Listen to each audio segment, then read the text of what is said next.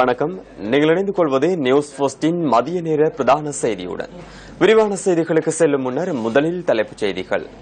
பாராளுமன்றத்தில் இன்றும் கடும் வாத பிரதிவாதம், சபை நடவடிக்கைகள் ஒத்திவைப்பு. கிழக்கு மாகாண தொண்டர் ஆசிரியர் சம்மேளனம் இன்று கவன ஈர்ப்பு போராட்டத்தில். இலங்கையிலும் இந்தியாவிலும் தடுத்து வைக்கப்பட்டுள்ள மீனவர்கள் விடுதலை செய்ய வேண்டும், ராமேஸ்வரம் மீனவர்கள் கோரிக்கை. சீனாவில் விபத்துக்குள்ளான படகில் காணாமல் போனவர்களை மீட்கும் நடவடிக்கை தீவிரம். இனி விரிவான செய்திகள். கட்சித் தலைவர்களின் கூட்டத்திற்காக பாராளுமன்றத்தை ஒத்திவைப்பதற்கு சபாநாயகர் நடவடிக்கை எடுத்துள்ளார். அரசியலமைப்பு பேரவைக்கான சிவில் பிரதிநிதிகள் மூவரின் பெயர்களுக்கான அனுமதியை பெற்றுக் கொள்ளும் விசேட அமர்வு இன்று முற்பகல் ஆரம்பமானது. ஒழுங்கு பத்திரத்தில் உள்ள விடயங்களுக்கு செல்வதற்கு முன்னர் கட்சித் தலைவர்கள் கூட்டத்தை நடத்துவதற்கு ஏற்கனவே இணக்கம் காணப்பட்டிருந்ததாக பாராளுமன்ற உறுப்பினர் தினேஷ் குணவர்தன தெரிவித்தார். இதன்போது கட்சித் தலைவர்கள் கூட்டத்தை நடத்துவதற்காக சபை நடவடிக்கைகளை சிறிது நேரத்திற்கு ஒத்திவைக்க சபாநாயகர் சமல் ராஜபக்ச நடவடிக்கை எடுத்திருந்தார். இதனிடையே பாராளுமன்றத்தை உடனடியாக கலைத்து பொதுத் தேர்தலை நடத்த வேண்டும் என கோரும் பிரேரணையொன்றை நிறைவேற்றுவதற்காக பாராளுமன்ற உறுப்பினர்கள் சிலர் இன்று சபையில் தயாரானதாக எமது அலுவலக செய்தியாளர் தெரிவித்தார். பாராளுமன்ற உறுப்பினர் சஜின் டி வாஸ் குணவர்தன மற்றும் ஜனாதிபதி செயலகத்தின் ஜாதிக சவிய செயற்றிட்டத்தின் புத்தளம் மாவட்ட செயலாளர் ஆகியோர் எதிர்வரும் 17ஆம் திகதி வரை தொடர்ந்தும் விளக்கமறியலில் வைக்கப்பட்டுள்ளனர். குற்றப்புலனாய்வு திணைக்களத்தினரால் சந்தேக நபர்கள் இன்று கோட்டை நீதவான் முன்னிலையில் ஆஜர்படுத்தப்பட்ட சந்தர்ப்பத்தில் இதற்கான உத்தரவு பிறப்பிக்கப்பட்டது. ஜனாதிபதி செயலகத்தின் 22 வாகனங்களை முறையற்ற விதத்தில் பாவித்தமை தொடர்பில் பாராளுமன்ற உறுப்பினர் சஜின் டி வாஸ் குணவர்தனவிற்கு எதிராக குற்றச்சாட்டு முன்வைக்கப்பட்டுள்ளது. குணவர்தன பயன்படுத்திய வாகனங்களுக்காக ஜனாதிபதி செயலகத்தினால் 60 லட்சம் ரூபாய் தவணை கட்டணம் செலுத்தப்பட்டுள்ளதாக குற்றப்புலனாய்வு திணைக்களத்தினர் நீதிமன்றத்தில் தெரிவித்தனர். அத்துடன் ஜனாதிபதி செயலகத்திற்கு சொந்தமான மேலும் 17 வாகனங்கள் தொடர்பில் தகவல்கள் எதுவும் இல்லை எனவும் அவர்கள் நீதிமன்றத்தில் சுட்டிக்காட்டினர். அந்த வாகனங்கள் தொடர்பில் விசாரணைகள் முன்னெடுக்கப்படுவதாக குற்றப்புலனாய்வு திணைக்களம் மேலும் தெரிவித்தது.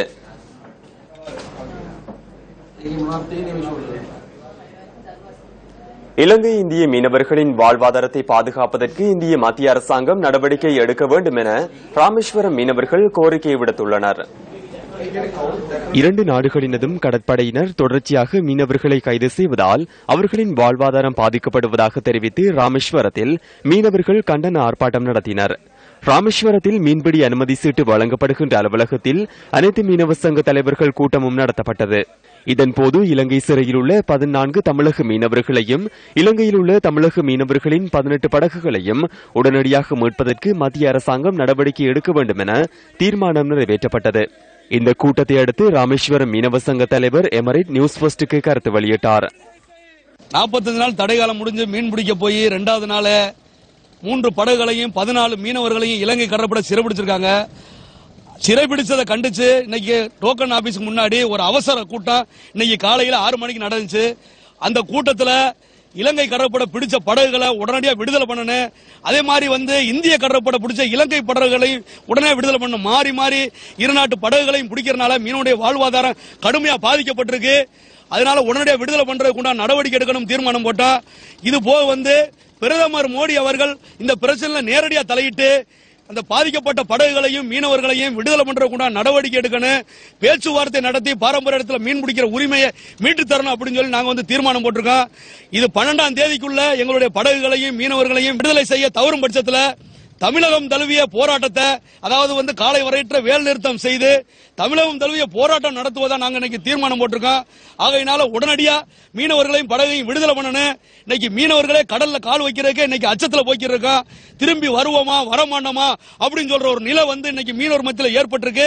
இதை மாற்ற வேண்டியது, மீனவர்களை விடுதலை பண்ண வேண்டியது மத்திய அரசாங்கத்தினுடைய கடமை. அதை உடனடியா செய்யணும். கிழக்கு மாகாண தொண்டர் ஆசிரியர் சம்மேளனம் இன்று கவனஈர்ப்பு போராட்டம் ஒன்றை முன்னெடுத்திருந்தது. தொண்டர் ஆசிரியர் சம்மேளனத்தினால் திருகோணமலை ஆளுநர் அலுவலகத்திற்கு முன்பாக ஆரம்பிக்கப்பட்ட கவனஈர்ப்பு போராட்டம் தொடர்ந்து இடம்பெற்று வருகின்றது. 1997ஆம் ஆண்டு முதல் தொண்டர் ஆசிரியர்களாக பணிபுரியும் தமக்கு நிரந்தர நியமனத்தை வழங்குமாறு இதன்போது கோரிக்கை விடுக்கப்பட்டது. 2007ஆம் ஆண்டு தமக்கான நேர்முக பரீட்சைகள் இடம்பெற்ற போதிலும் இதுவரையில் தமக்கு நியமனங்கள் வழங்கப்படவில்லை என கவனஈர்ப்பில் ஈடுபட்டவர்கள் தெரிவித்தனர். தமக்கு உரிய தீர்வு வழங்கப்படாவிட்டால் நாளை முதல் உண்ணாவிரத போராட்டத்தில் ஈடுபட உள்ளதாகவும் கவனஈர்ப்பில் கலந்து கொண்டவர்கள் தெரிவித்தனர். தொண்டராசிரியர் நியமனம் கூறி கிட்டத்தட்ட 12 வருட காலமாக கஷ்டப்பட்டு கொண்டிருக்கிறோம். எங்களுக்கு எந்த விதமான கொடுப்பனம் இல்லாமல் கஷ்டப்பட்டு நாங்கள் இந்த சேவையை நடத்தி கொண்டிருக்கிறோம். நிரந்தர நியமனம் கிடைக்கும் வரைக்கும் சுழற்சி முறையான உண்ணாவிரத போராட்டத்தை இந்த 3 மாவட்ட தொண்டராசிரியர் சம்மேளனமும் முன்னெடுப்பதற்காக நாங்கள் தீர்மானம் எடுத்திருக்கின்றோம். 2000 ஆண்டு தொண்டராசிரியராக பதிவு செய்யப்பட்ட நாங்கள் 2000 ஆண்டு தொடர்ச்சியான சேவை செய்து கொண்டிருக்கிறோம். 8 கிலோமீட்டர் தூரத்தில் பாடசாலைக்கு போய் வரோம். எதுவித ஊதியமும் இல்லை. ஊதியம் இல்லாமலும் சேவை செய்யணும் என்ற மனப்பான்மை இருக்கிற எங்களுக்கு இதுவரையில நியமனம் கிடைக்கவில்லை. இதேவேளை திருகோணமலை ஆளுநர் அலுவலகத்திற்கு முன்பாக திருகோணமலை மாவட்ட வேலையற்ற பட்டதாரிகள் கவனஈர்ப்பு போராட்டத்தில் ஈடுபட்டனர். திருகோணமலை மாவட்டத்தில் 2007ஆம் ஆண்டு தொடக்கம் 2011ஆம் ஆண்டு வரை சுமார் 200க்கும் மேற்பட்ட பட்டதாரிகள் எந்தவித நியமனமும் இன்றி காணப்படுவதாக ஆர்ப்பாட்டக்காரர்கள் தெரிவித்தனர். கடந்த 2008, 9, 10, 11 காலங்களிலும் தொடர்ந்திருச்சியான இன்றைய வரை காலப்பகுதிக்கும் எங்களுடைய பட்டதாரிகள் மிகவும் புறக்கணிக்கப்பட்டு வருகின்றார்கள். ஆகவே எங்களுடைய இந்த புறக்கணிப்பானது அநேகமானவர்களுக்கு வேலைவாய்ப்பு அழைக்கின்ற பொழுது வயது எல்லை மீறி சென்று கொண்டிருக்கின்றது. ஆகவே எங்களுடைய இந்த நிலைகளை மாற்றி எங்களுக்கு உடனடியாக தொழில் வாய்ப்பினை கிடைக்க செய்யுமாறு கேட்டுக்கொள்கின்றோம். தேசத்தை ஒன்றிணைக்கும் ஒற்றுமை பயணத்தின் 27ஆம் நாள் பயணம் என்றாகும். தேசிய ஐக்கியம் மற்றும் நல்லிணக்கத்தை ஏற்படுத்தும் நோக்கில் முன்னெடுக்கப்படும் இந்த வாகன தொடரணி தெனியாய நகரை நோக்கி பயணித்துக் கொண்டிருக்கின்றது. 82 நகரங்களை கடந்து செல்லும் தேசத்தை ஒன்றிணைக்கும் ஒற்றுமை பயணம் இன்று தனது பயணத்தை ரத்தினபுரி நகரில் இருந்து ஆரம்பித்தது.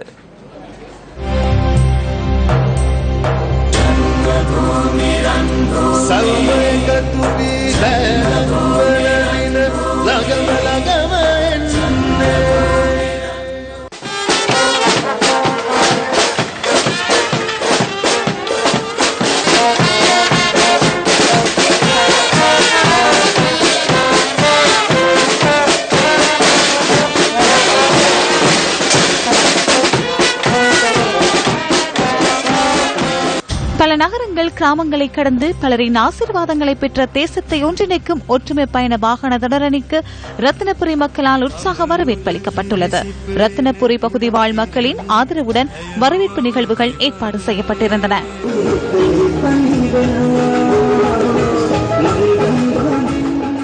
இன மத பேதங்களை கடந்து நல்லிணக்கத்தின் செய்தியுடன் பயணத்தை ஆரம்பித்துள்ள தேசத்தை ஒன்றிணைக்கும் ஒற்றுமை பயணத்திற்கு பல்வேறு வரவேற்புகள் அளிக்கப்பட்டுள்ளன. ரத்தினபுரி என்ற நாமம் பொறிக்கப்பட்ட நினைவு சின்னத்தை தாங்கியவாறு வாகன தொடரணி தனது பயணத்தை ஆரம்பித்தது.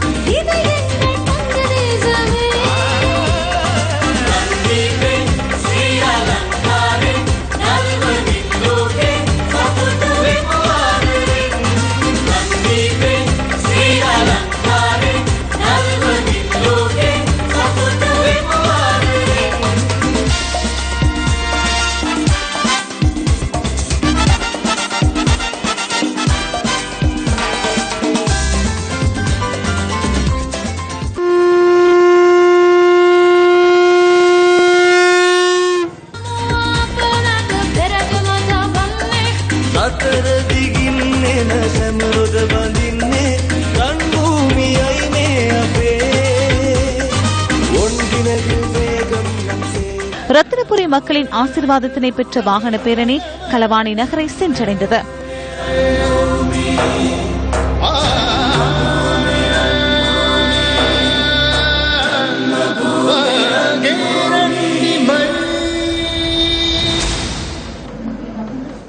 தேசத்தை ஒன்றிணைக்கும் ஒற்றுமை பயணம் தொடர்பான தகவல்களுடன் இணைந்து கொள்கின்றார் எமது அலுவலக செய்தியாளர் ராசலிங்கம் ரவிரகு. வணக்கம் ரவிரகு.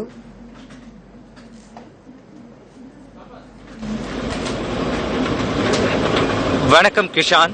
பல்வேறுபட்ட இனம், மதம், மொழி, கலாசாரம் பாரம்பரியங்கள் என கொண்டு அமைந்துள்ள இலங்கை மணி திருநாட்டின் எங்களுடைய அனைத்து கலை கலாசார பாரம்பரியங்களையும் ஒன்றிணைத்து தேசிய ஐக்கியம் மற்றும் நல்லிணக்கத்தினை ஏற்படுத்தும் முகமாக ஏற்பாடு செய்துள்ள தேசத்தை ஒன்றிணைக்கும் ஒற்றுமை பயணத்தின் இன்றைய நாளுக்கான இறுதி இலக்கான தெனியாயை நோக்கி நாங்கள் தற்போது பயணித்துக் கொண்டிருக்கின்றோம். அந்த வகையில் சற்று நேரத்துக்கு முன்னர் கலவான நகரில் இடம்பெற்ற கலை கலாசார நிகழ்வுகளை அடுத்து கலவான என பெயர் பொறிக்கப்பட்ட அந்த செங்கலானது எங்களுடைய அனைத்து சொந்தங்களினதும் கரத்துக்கு கரம் மாற்றப்பட்டதை அடுத்து எங்களுடைய பிரதான வாகன தொடரணியில் ஏற்றுக்கொண்டு தற்போது நாங்கள் தெனியாயை நோக்கி பயணித்துக் கொண்டிருக்கின்றோம்.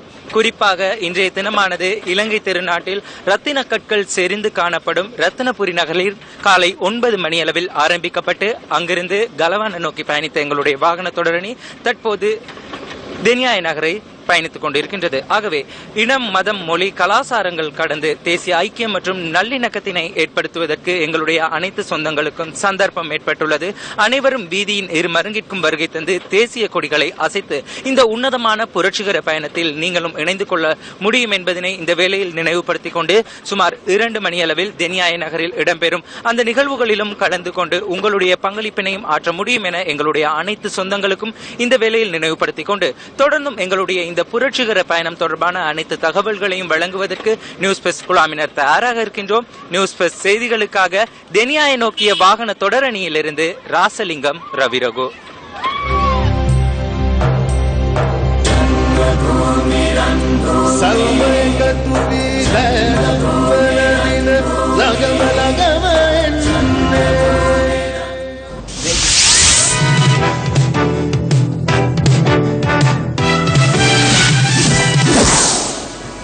මෙන්නදන් ලබන විශේෂ පුවතක්. පාර්ලිමේන්තු රැස්වීම ලබන 9 වෙනිදා දක්වා කල් තැබීමට කතානායකවරයා අද තීරණය කළා. අද දිනේ මෙම විශේෂ සැසිවාරයක් කැඳවා තිබුණේ ආණ්ඩුක්‍රම ව්‍යවස්ථා සභාවේ සිවිල් සමාජ නියෝජිතින් තිදෙනාගේ නම් අනුමත කිරීම සඳහායි. එහෙත්ම විවාදයෙන් නොපවත්වා සභාව කල් තැබුණා. ඒ පිළිබඳ තොරතුරු දැනගැනීමට සම්බන්ධ කරගත්තා නිවුස් ෆස්ට් මාන්ලික වාර්තාකරු අමරශ්‍රී බණ්ඩාර. ඔවුටශ්මා පාර්ලිමේන්තුවේ කටයුතු අද පසරු 1ට මූලාසනයේ තීරණය කළා මීළඟ දිනේ දක්වා කල් තැබීමට. මීළඟ දිනේ වෙන්නේ මේ මාසයේම 9 වෙනිදා පාර්ලිමේන්තුවේ කටයුතු කල් තැබීමට අග්‍රාමාත්‍යවරයා යෝජනාව ගෙන ආවේ. ඒ පැය 2.5ක කාලයකට පාර්ලිමේන්තුවේ කටයුතු කල් තබා තිබීමෙන් අනතුරුව මේ කල් තැබීම සිදු කළේ පෙරවරු 10:30ට ඒ අද සභාවේ අද දවස විශේෂ පාර්ලිමේන්තු දිනයක් ලෙස පාර්ලිමේන්තුව රැස් වුණේ විශේෂ කාරණයක් සඳහා. ඒ අවිවසදායක සභාවේ පාර්ලිමේන්තුවේ මන්ත්‍රීවරුන්ගෙන් පිටත අන්න යෝජනාවන නම් 3 සම්මත කරගැනීමේ අරමුණ ඇතිව අග්‍රාමාත්‍යවරයාගේ විශේෂ ඉල්ලීමක් මතයි අද පාර්ලිමේන්තුව රැස් වුණේ. ඒ අද දවසේ පාර්ලිමේන්තුව ආරම්භ වුණේම විශේෂයෙන්ම පාර්ලිමේන්තුව කැඳවීමේ නිවේදනය අග්‍රාමාත්‍යවරයා නිකුත් කළ නිවේදනය පාර්ලිමේන්තු මහලේකම්වරයාගේ කියවීමෙන් අනතුරුව ආචාර්ය ඒ.ටි. ආරියරත්න මහතා ඒ වගේම විශ්‍රාමික විනිසුරු අබ්දුල් වහීද් අබ්දුල් සලාම් මහතා සහ ආචාර්ය රාධිකා කුමාරස්වාමී මෙනවී යන තිදෙනාගේ නම් 3යි අද දවසේ යෝජනා සම්මත කර ගැනීමට නියමිතව තිබුණේ. නමුත් මේ යෝජනාවට පෙර පාර්ලිමේන්තුවේ උණුසුම් සංවාදයක් ඇති වුණා. ඒ මහ බැංකුව අධිපතිවරයා සම්බන්ධ කාරණේ සම්බන්ධයෙන් ඒ උණුසුම් සංවාදයෙන් අනතුරුව අද පාර්ලිමේන්තුවේ දිනට නියමිත කටයුතු සම්බන්ධයෙන් වූ මේ යෝජනාව ඉදිරිපත් කිරීමට සූදානම් වෙද්දී දිනේෂ් ගුණවර්ධන මන්ත්‍රීවරයා ප්‍රකාශ කළා මීට පෙර එකඟතාවක් ඇති කරගෙන ඇති බව අද දවසේ ප්‍රධාන කටයුතු ආරම්භ කිරීමට පෙර පක්ෂ නායක රැස්වීමක් කැඳවා මේ කාරණේ සම්බන්ධයෙන් තවදුරටත් සාකච්ඡා කිරීමේ අවශ්‍යතාවය පිළිබඳව විශේෂයෙන්ම මේ නම් ඉදිරිපත් කිරීම සම්බන්ධයෙන් දිනේෂ් ගුණවර්ධන මහතා ඇතුළු පාර්ශවයකට යම් ගැටලු තිබෙන බව තමයි සඳහන් කොට තිබුණේ.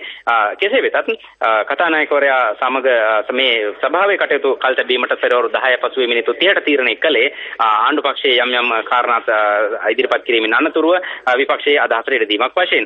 ඒ අනුව කතානායකතුමාගේ නිල කාමරයේදී මේ පිළිබඳ පුළුල් සාකච්ඡාවක් පැවැත්වුණු බව තමයි අපිට වාර්තා වෙන්නේ. කෙසේ වෙතත් පෙනෙන ආකාරයට මේ අද දවසේ ඉදිරිපත් කිරීමට නියමිත යෝජනාවේ නම් 3 සම්බන්ධයෙන් එකඟතාවක් ඇති වූ බවක් පෙනෙන්නට නැහැ.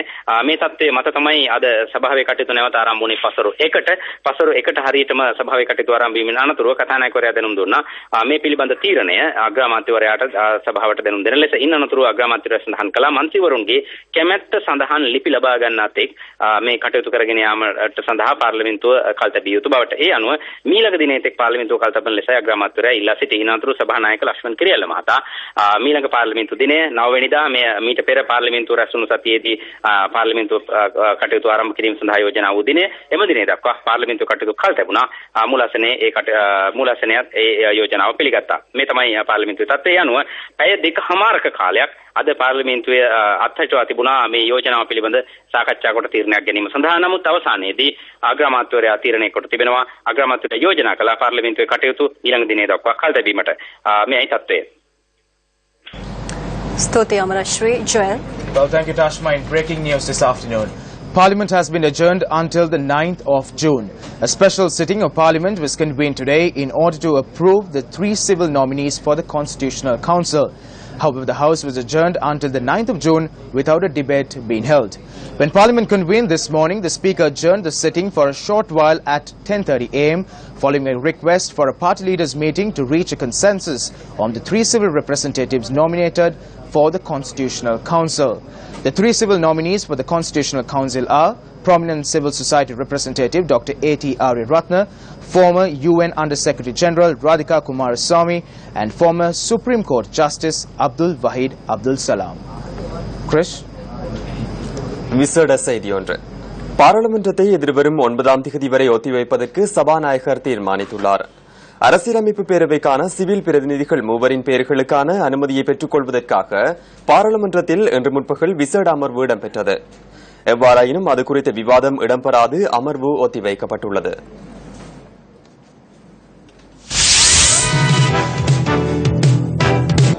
இத்துடன் நியூஸ் போஸ்டின் மதிய நேர பிரதான செய்தி நிறைவு பெறுகின்றது. நியூஸ் போஸ்டின் மணித்தியால செய்தியை 2:25க்கு எதிர்பாருங்கள். வணக்கம்.